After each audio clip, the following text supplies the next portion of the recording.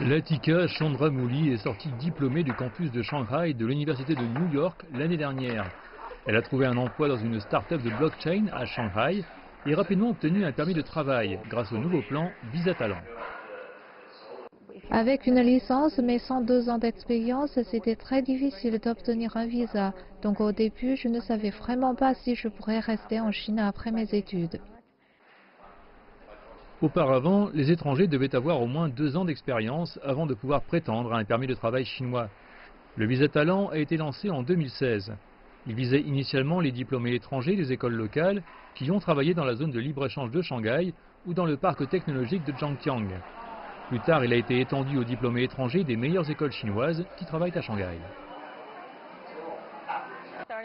Shanghai est une ville très innovante. Beaucoup de recherches y sont menées. Il y a beaucoup de start-up et de nouvelles technologies chaque jour. Pour quelqu'un qui est dans l'ingénierie, c'est très excitant d'être à Shanghai.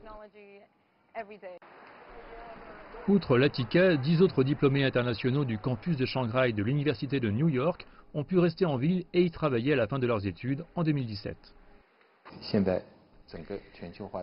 À l'âge de la mondialisation, le flux des talents est important et incessant.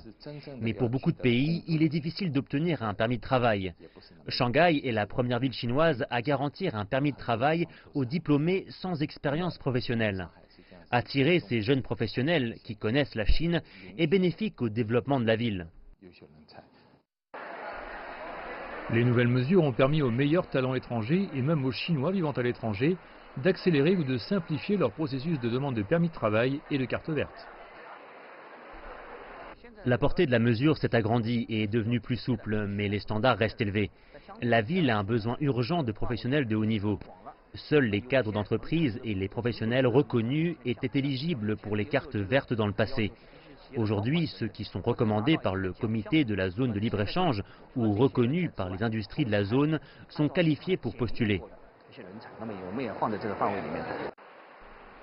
Selon les autorités de Shanghai, la zone de libre-échange connaît un nombre croissant de demandes de visa et de cartes vertes.